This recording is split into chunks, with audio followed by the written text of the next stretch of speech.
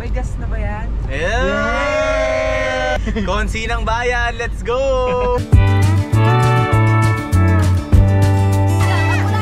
Sometimes I feel like I'm insane, expecting different fruit from the same damn thing. Don't forget to like. I wanted to get older where the flowers hit the trees, where the lakes talk to the rivers and the rivers throw a breeze, raise a couple kids, becoming honest men. Pero ano ang commotion na to between Lars and Lorna? Grabe ka, Lars!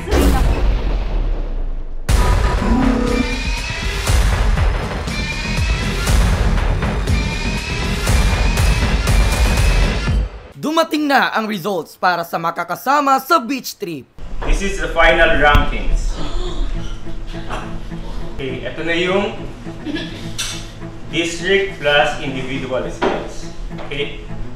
The bottom 6 na hindi makakasama sa beach trip natin tomorrow are, sorry kung meron talaga mga hindi makakasama, but this is the result. Top 25 goes to Lars. Top 24, Manel. Top 23, Joreza. Top 22, Pempem. Top 21, Lloyd. Top 20 and the last person hindi makasama sa beach trip tomorrow, Dance.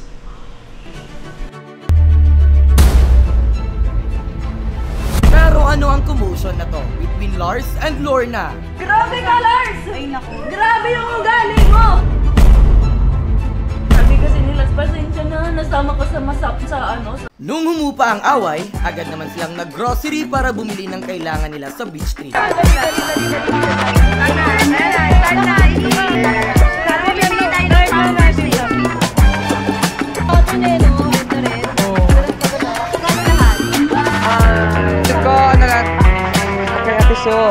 Ito. Sorry, yung week, yung tatlo yung week. Masaya. Sobrang dami niyan. Kaya sa Team Red guys, for sure mabubusog kami nito kasi ang dami namin pagkain na binili. Hi, morning. Hi guys, good morning. Ngayon na ang ating beach trip. Maagang nag-ready ang mga content creators para sa mahaba-habang biyahe papunta sa kanilang destination. Oh my God. Hello guys! Yoo-hoo! Sa may gas na ba yan? Yeah! Konsi ng bayan, let's go!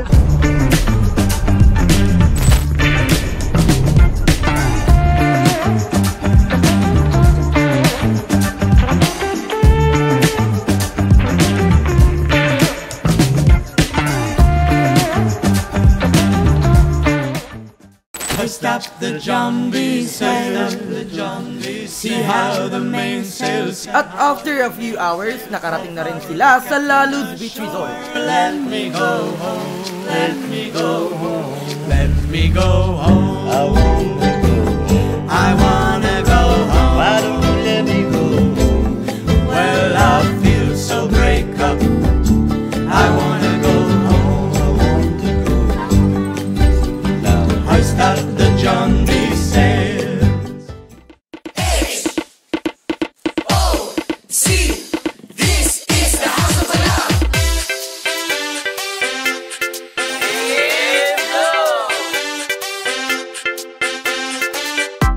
Lalong umiinit, lalong sumasaya dito. Sa the house of cooler.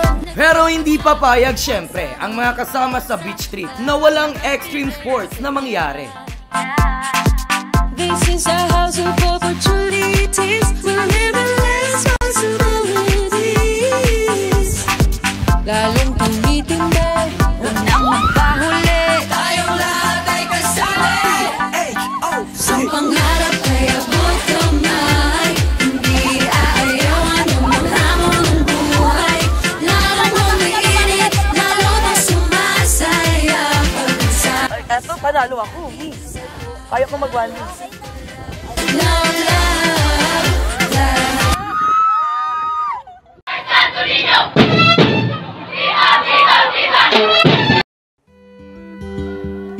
After ng challenging stuff na ginawa nila, ay sumibog naman sila ng epic Budol Feast.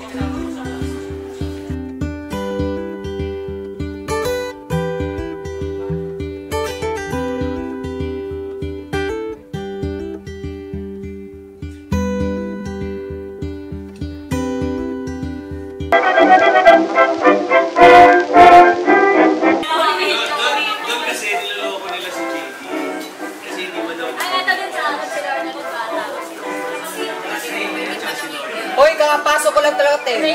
Ha? Tapos imimikis nyo ako? Ano yun? Grabe kayo sa akin. Di nyo ba ako talaga i-welcome sa Season 7? Gusto ko lang naman maranasan yung season ender. Sila ang nasa weakest list. Raynel. Gusto ko lang naman maranasan yung season ender. Gusto ko lang naman maranasan yung season ender. Who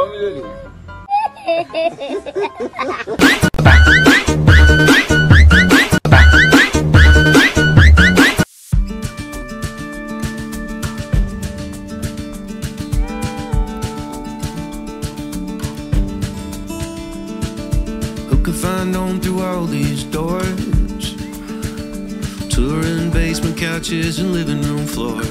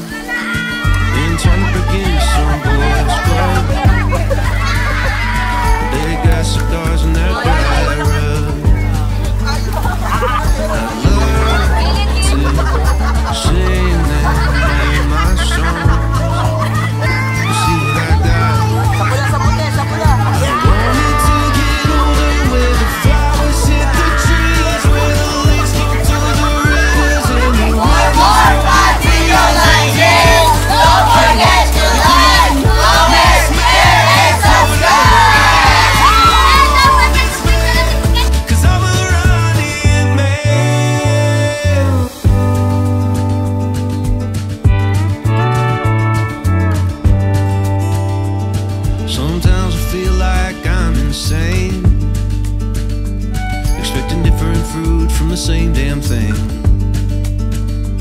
but the sound of this band hitting that note takes this drowning man and it makes him float. I wanted to get older where the flowers hit the trees, where the lakes talk to the rivers and the rivers throw a breeze, raise a couple kids, becoming honest man. I put 100,000 miles on this man, 'cause I'm a running man. I'll keep on running. Pagdating ng gabi, may pa-fireworks pang naganap. I'm running, I'll keep on running, 'cause I love to sing you all my songs. Bakit sa tingin nyo, kayo yung karapat-dapat manalo ng 1 milyon? For me siguro kasi if ever saan man talaga mapunta yung 1M, I'll use it in a right way. Not for like something na pang walang kwenta, ganito ganyan. Kasi gusto ko ako na mismo magpapaaral, bubuhay sa bunso kong kapatid. Kasi ayokong hahantong pa sa point na magsasuffer siya sa life na mararanasan yung lahat naranasan ko sa mama ko. Karapat-dapat dahil siguro alam ko sa sarili ko na lumalaban ako kahit alam ko na kahit sa sarili kong pamilya wala akong nakukuhang suporta. Or hindi sila naniniwala sa kakayahan ko. Kasi maraming beses na ako nag-fail sa buhay. So parang kahit itong bagay, hindi na sila naniniwala sa akin. So yun. Kung bakit ako karapat-dapat, yung storya ko is hindi ko sinuko kahit punong-puno ng negativity na yung mata ko. Kahit ang dami ng taong gustong ibagsak ako na natapusin na tong journey na to sa akin. Pero pinanghawakan ko yung sinabi ko na anong magiging kwento ko kapag sinuko ko to.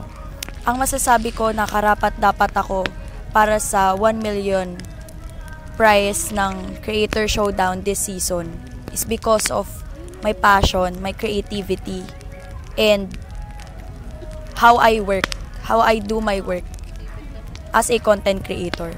Yung pera hindi naman buong mapupunta sa akin bukod sa mama ko na may sakit.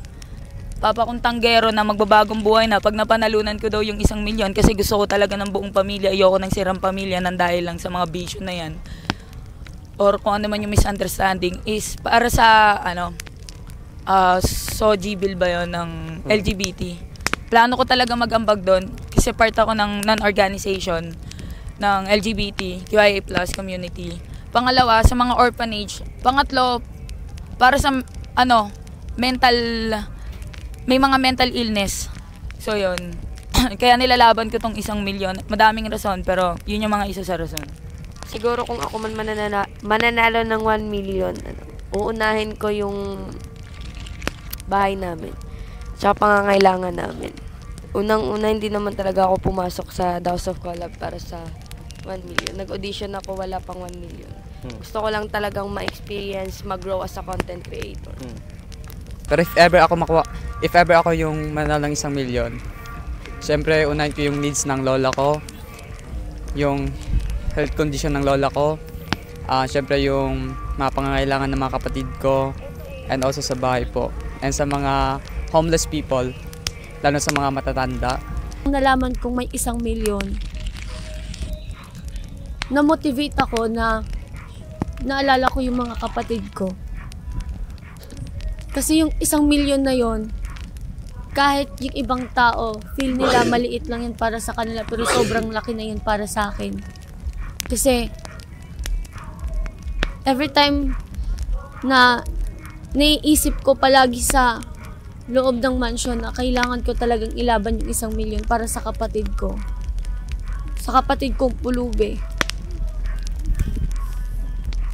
Kaya nilalaban ko talaga yung spot ko para din patulungan yung mga kapatid ko. Kasi ako yung panganay Panganay na inutil na walang ginawa para sa mga kapatid. Ako naman po, to make the story short, kasi yung question is, bakit ako karapat-dapat manalo ng 1 milyon? Sa akin naman, ginawa ko yung best ko sa mga deliverables, sa report card. Then, ito lang lamang ko sa mga content creator is yung hindi ko na-try na ma-late. Siguro kung mananalo man ako, ibibigay ko sa family ko. Kasi hindi naman kami nanggaling sa may kaya na family Same lang din kami ng ibang mga content creators dito na nanggaling sa hindi masyadong magarbong pamilya. Para pakita sa parents ko na kaya ko mag-stand alone. And kung mananalo man ako ng 1 million, I will give it to them. Kasi from the very beginning, wala po kaming bahay. Wala po kaming NPA po ako, no permanent address. Nung elementary ako, kahit saan po kami punta. Kaya naman po, nung andito ako sa House of Collab, nalaman kong na may 1 million. I gave my best. Nung galing pa akong FNC, up until now, nandito na ako sa season 7. Nasabi ko nga, diba, na broken family ako. And si mama lang yung nakasama ko hanggang paglaki ko. Kasi only child ako. Tapos si mama lang yung nag-survive para sa aming dalawa. So gusto ko i-give back yung lahat ng sacrifice ni mama sa akin. Kasi kita ko yung hirap niya mag-isa para lumaban para sa amin dalawa. Para bumuhay araw-araw. Ayun kung ako yung mananalo, if ever man, syempre, give things, tithes and offering, parents, family, then yung taong mga nangailangan bago yung sarili ko. So yun nga, dapat pag na-bless ka and i-share mo yun. Baga naging blessing ibang tao sa'yo, then maging blessing ka rin para sa ibang tao. So yun, kung sa akin lang, ang masasabi ko lang is, siguro mag-deserve ko kung sakaling ako yung manalo is, dahil ginawa ko naman lahat ng best ko. Kasi, wala na ako ibang ginawa kundi kung ano yung nararapat May pagkukulang man pero napupunan pa rin. And kahit anong mangyari, hindi ako sumusuko. Every day I wake up na parang napanghihinaan na ako ng loob. I always think about my mga kapatid na sila yung reason ba't ako nandito. And every day I see the check na nasa hallway sa mansion. Lagi kong wini-wish na parang ako yung makapag-uwi nun, mauwi ko yun sa family ko. But then I realized na hindi lang naman ako yung humihiling nun. Hindi lang naman ako yung nag-e-effort para doon. So knowing the other content creators, knowing their stories, actually up to now, I really don't know kung ano pa yung special sa akin para manalo ng 1M. Knowing them. So, ayun, hindi ko alam, hindi ko pa siya kayang sagutin kasi every day I also ask myself that question pa. Sa akin naman, lahat talaga para sa pamilya. Lahat 'yon ibibigay ko sa pamilya. Nung huling ikot, siguro nag-specify ako ng saan mapupunta. Nag-specify ako ng kisame, tiles. Pero may nakita ako na tumawa. Pero para sa akin, masaya na ako nun eh. Bibili ako ng kisame, bibili ako ng tiles. Pero nung nakita ko may tumawat na super specific daw ng reason ko, masaya na ako dun eh. Na kahit yun lang yung mabili ko kasi 27 na ako, 72 yung tatay ko, 68 yung nanay ko. Until now, kahit pang ulam, hindi ako nakakabili ng pangsarili sa bahay. So, lahat yon for my family. So, ayun, karapat dapat kong makuha yung 1M. Karapat dapat na ako yung manalo ng 1M. Kasi since day 1, alam ko sa sarili ko na talagang wala akong inurungan na challenge. Lahat ng challenge na yan, kumasa ako. Lahat ng challenge na binigay nila, wala akong inatrasan. Lahat yan, pinaglaban ko. And hindi lang ako eh. Parang, hindi lang ako yung lumaban para sa sarili ko. Kasi pinaglaban din ako ng mga sumusuporta sa akin, mga taong naniniwala sa akin, and yung family ko, and syempre yung girlfriend ko nandyan na nagsusupport sa akin talaga. Anytime na nagkakaroon kami ng challenge. Pagdating sa challenge, kahit papano, may hatak naman ako pagdating sa mga weekly challenge. Naalala ko lang kasi yung sinabi ni Sir JV sa atin nung nag-meeting tayo na as a content creator, hindi ka lang dapat nag-explore ka. And dapat matuto tayo mag-live selling kasi para naman sa atin yun. And proud ako na masasabi ko talaga na isa ako sa nagla-live selling na marami akong nahahakot na mga bagong viewers na napapabili ko sa product na binibenta ko. Siguro mas madaming followers sa iba. Meron akong may followers din talaga ako. Pero yung followers ko na yun is hindi ko siya ma-convert as supporters, fandom, ganun. Wala talaga akong fandom before ako pumasok dito. Pero ayun, as someone nagse-self-support dito, lalo na sa mga challenges, live selling, ganyan-ganyan. Feeling ko deserve ko din talaga kasi kahit nagse-self-support ako, I know, tinatry ko talaga yung best ko para maka-ano ako sa challenges. Lalo na pag nawi-weakest ako, hindi man ganun kalaki yung pag-support ko sa sarili ko, alam kong tinatry ko. Stay lang sa part 2 ng kanilang beach trip. Corre pra ver a cor do mar. O sol já tá pra nascer. Dahil nag-share din ng saloobin ng mga naiwan na content creator sa mansion. Acordei, corre pra ver a cor do mar. O sol já tá pra nascer.